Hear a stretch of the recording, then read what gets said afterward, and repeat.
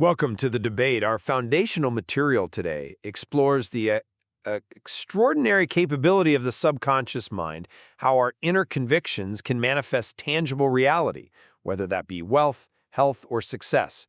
But the methods prescribed for accessing this power, well, they seem to pull in two directions. On one hand, we're told success is born of relentless persistence and deliberate action. On the other, we are warned against forcing things, insisting the path must be entirely effortless and passive. So where does the real power lie? Does success demand conscious, persistent action and determination, or is it fundamentally rooted in effortless, passive acceptance into the subconscious mind? I believe the evidence shows that actually disciplined action is the necessary catalyst. And I come at it from a different way. While action is certainly required in the world, the mental striving, the conscious application of willpower to force a subjective outcome is explicitly called out as counterproductive. In fact, attempting to compel the subconscious mind through sheer effort often triggers, destructive conflict. I argue that the true key to unlocking these abilities is minimal resistance and the power of, effortless acceptance. Okay, so to begin with my position, success is clearly portrayed as a composite function. The material explicitly details three faculties essential for true creativity: head, heart, and hand. That means conscious thought, intense desire, and crucially, physical application. Now, if the subconscious simply delivers wealth upon passive acceptance, why is the physical action, the hand, given equal billing? High achievers aren't just passive dreamers. They're defined by their focused application. Think about the example of Bill Gates. He certainly used his heart to impress the vision of software success, but he achieved his status by using his head to design and his hand to develop revolutionary products. Positive thinking alone, it would have achieved nothing without that conscious, determined effort to actually build something. That's a compelling argument for the necessity of physical action. I grant you that.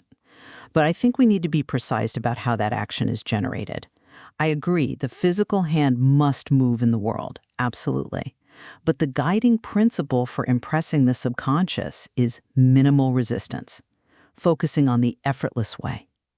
The moment you introduce striving, that feeling that you must fight or force a result, you generate mental friction that actively, repels the manifestation. The physical action should be a natural outflow of the inner belief, not some desperate attempt to compensate for inner doubt. Yet determination is held up as a virtue, one indispensable to success. The material defines persistence as the key that unlocks solutions, pays the mortgage, and even wins wars. This isn't passive acceptance. This sounds like active struggle against circumstance. Look at Colonel Sanders. He overcame more than 600 rejections through sheer determination. Now, if his only requirement was passive acceptance, why did he have to persist through 600 defeats? The subconscious, maybe it revealed the idea, sure, but the conscious mind, the head and the hand, had to persistently knock on every single door until the innovation was manifested in the physical world. If the hand fails to execute, the opportunity is just lost. I'm sorry, but I just don't quite buy that Colonel Sanders' persistence was purely a demonstration of mental striving. His repeated attempts, if successful, were likely born of an unshakable inner conviction that the product was valuable, despite all that external rejection. Where striving becomes destructive is when it invokes what the material terms the law of reversed effort. For our listeners, maybe you can briefly break down what the law of reversed effort practically means for someone trying to achieve a goal. Right. The premise is simple, but devastating, really.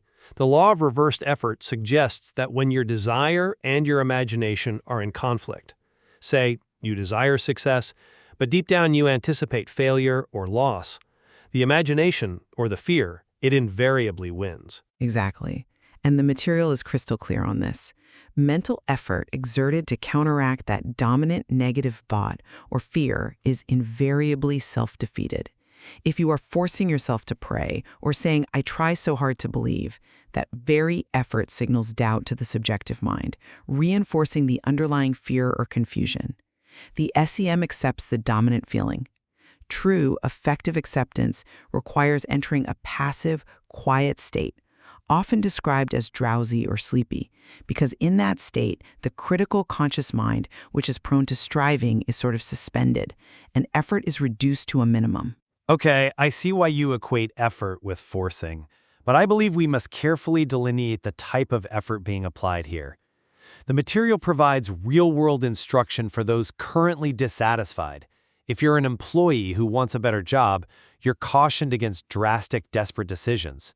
Instead, you should focus on being the best employee you can be, delivering maximum value in your current role, while mentally holding the vision of the better position.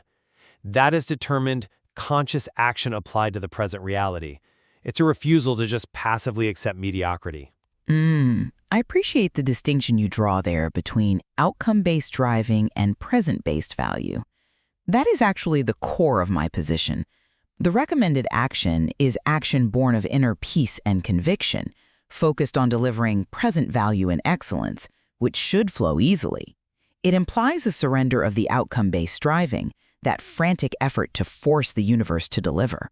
When you are genuinely struggling, fighting, or feeling dissatisfaction, those mental poisons, they just leak into your actions, and you're generating the exact negative state you want to escape. But let's challenge that distinction using persistence again. Isn't the success story of the surgeon, the one who came up the hard way, proof that overcoming obstacles requires tenacity?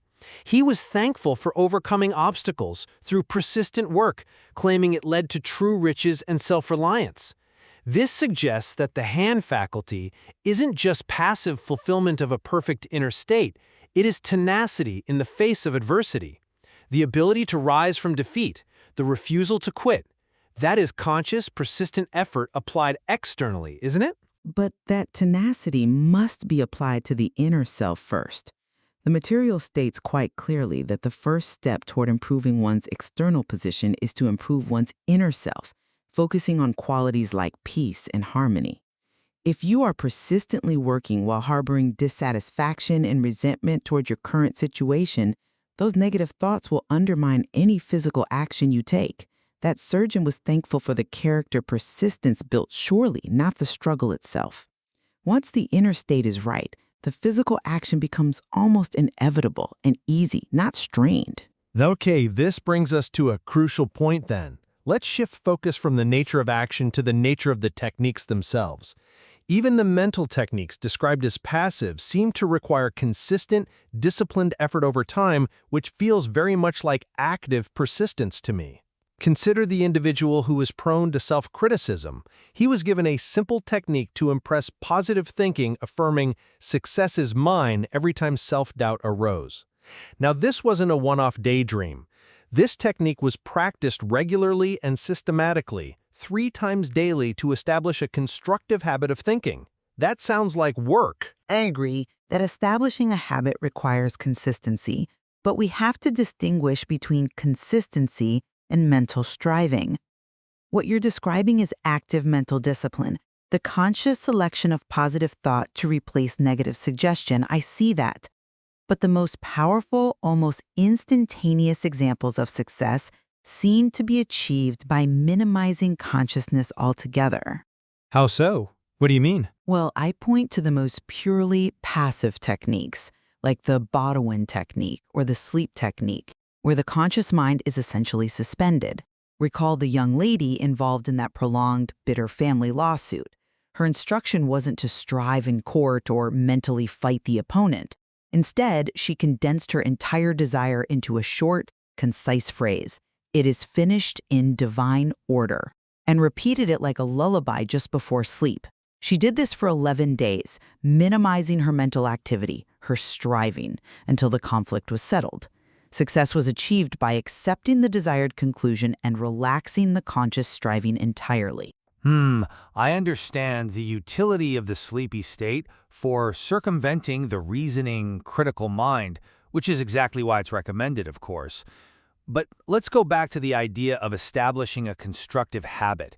If you have to affirm a truth 3 times a day, regularly and systematically, to establish that habit, That implies intentional, conscious work is necessary to cleanse the subconscious of negative beliefs maybe absorbed from society or upbringing.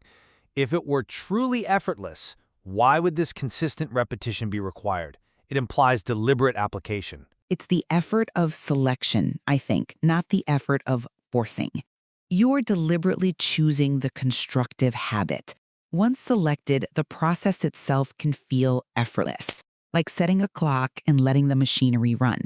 The conscious effort is applied to the belief itself, ensuring that your inner conviction is solid.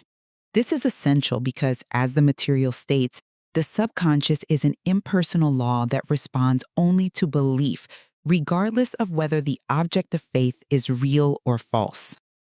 That's a powerful way to frame the difference. Yeah, focusing on the inner state.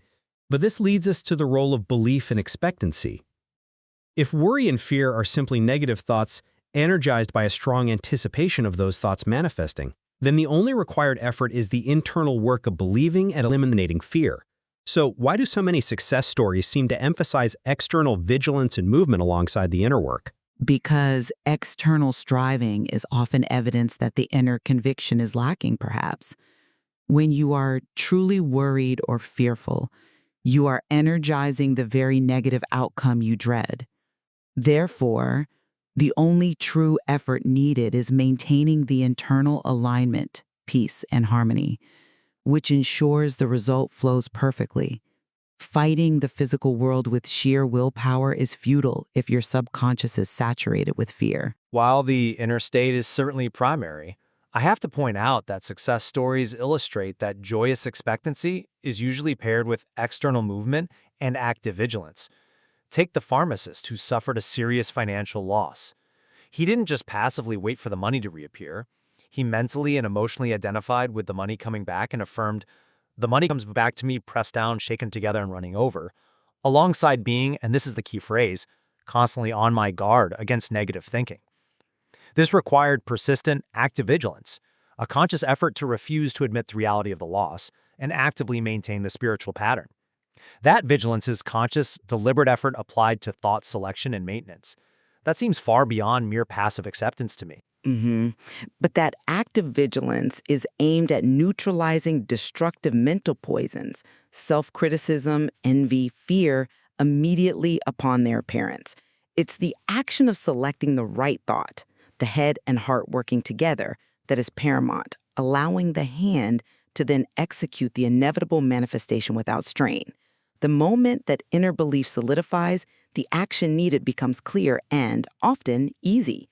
The struggle is internal, ensuring belief, not external, trying to force matter into shape.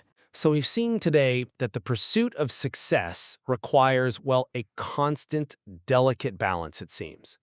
I still hold that success arises from the creative blend of head, heart, and hand, where disciplined persistence is necessary not just to act on opportunities, but also to consciously structure our thinking and overcome the obstacles that inevitably arise. True success requires the courage to step forward and persist against setback, guided by the subconscious perhaps, but executed by the conscious mind. And I would insist that true, almost miraculous power is accessed through the effortless way. Recognizing the destructive nature of the law of reversed effort, the core task becomes minimizing mental striving and maximizing relaxation and faith, allowing the infinite intelligence of the subconscious mind to solve the problem perfectly. If it feels like a struggle, you're likely using the wrong kind of effort. The material clearly charts a course where conscious effort must be applied to select the right thoughts and eliminate negative suggestion, while simultaneously surrendering the outcome to the impartial creative power of the subconscious mind. It's a highly demanding yet often seemingly effortless discipline. It's quite the paradox. Yeah, that tension between deliberate discipline in thought selection and absolute faith in the effortless fulfillment, it really remains the fundamental duality in harnessing this infinite power. It requires applying the right type of effort at the right time and always avoiding the pitfall of desperate striving. Lots to think about there.